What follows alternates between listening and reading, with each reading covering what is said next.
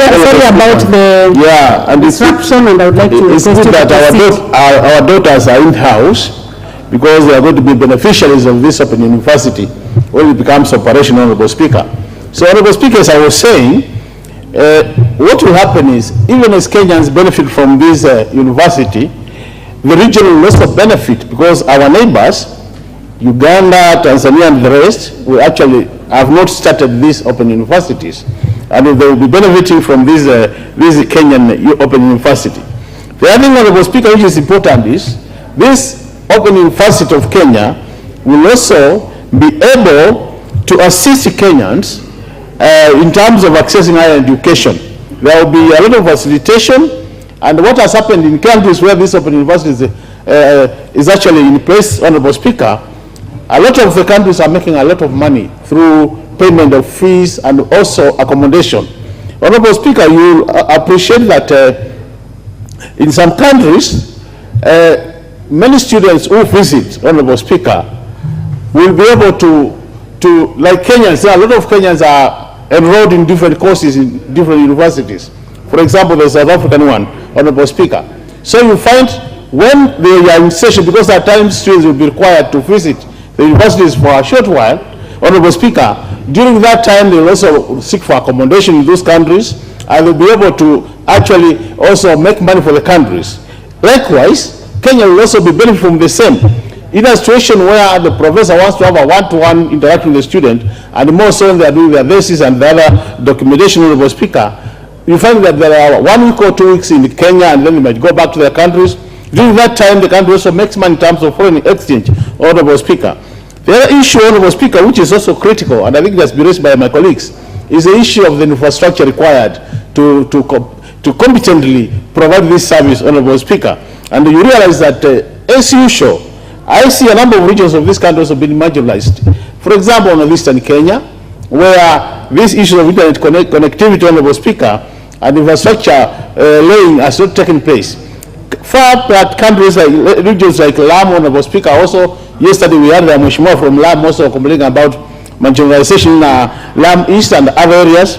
So even as we award this charter, Honorable Speaker, I think it will be important for this House to make sure that then the required infrastructure, Honorable Speaker, is provided. Another advantage, Honorable Speaker, is a situation where with an open university, you can also tap from the best professors in the world, where you can actually consult such professors and ask them to educate our students from different parts of the world, so you get the best in terms of resource persons, Honorable Speaker.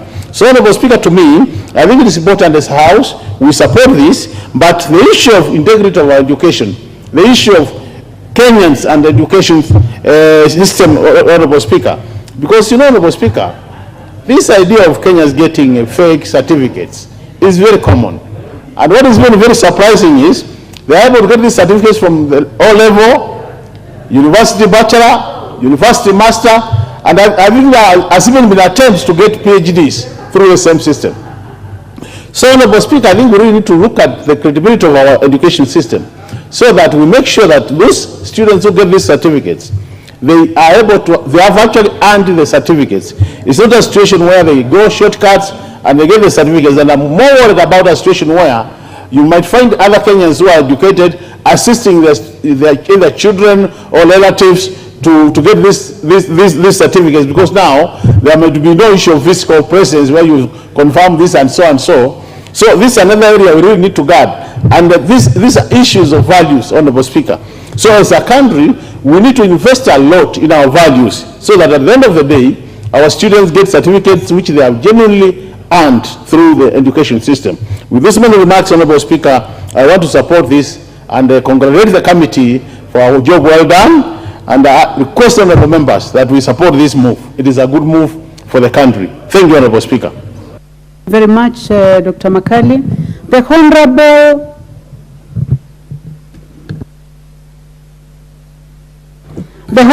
Omboko Milemba, member for Muhaya. Thank you, Honorable Speaker. A good idea with a few threats which can be really mitigated. An open University of Kenya certainly will provide better opportunities for the students. One, An open university will create a lot of flexibility in time and place of learning. An open university will also use modern technology, which is everywhere now, Honorable Speaker. It also ease pressure on the physical facilities within the university and the higher learning institutions. For instance, when we have university intake, we base our intake on the availability of spaces in the universities, which will not be the case. So with an open university, we shall get away from facilities and spaces within the university determining how many students go to university.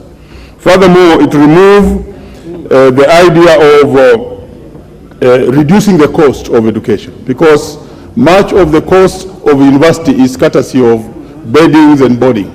Remember, Honorable Speaker, I'm one of the advocates of removal of boarding schools, not only just at the university level, but even in the high schools, that we should do away with the boarding section so that we reduce the cost of education. And I see an opportunity under which the Open University will provide that situation whereby we shall reduce the cost of education. But I also wish then to indicate that the Committee of Education must come in to work together with the Committee of Delegated Business, because we need to align certain laws, and I'm happy that the pseudo vice chair of this committee is here, Mr. Ruko. There are certain laws that do not accept the degrees that are earned by certain universities, possibly including this type of university, with the system in Kenya. So we shall need to actually realign our laws so that the degrees that come from this type of university is accepted. Of course, with the charter, that should be a step forward. Because how many times do we see our students go to Uganda, go outside, do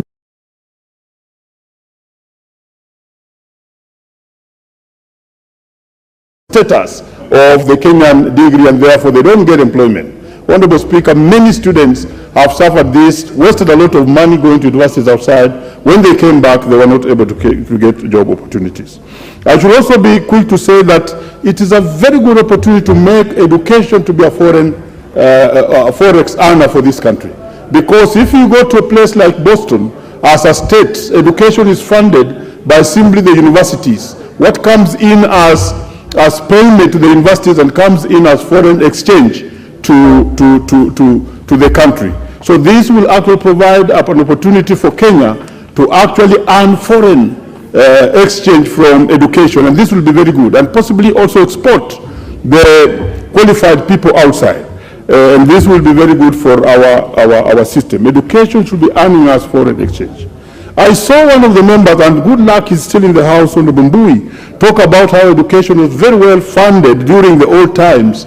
And I think that was the nostalgia period of when education was a sacred cow. Those are the theories of a man called Todaro, the economist of education, who at that particular time when we got independence, education was still a sacred cow. And being a sacred cow, you went to school in order to be able to get employment which was waiting for you.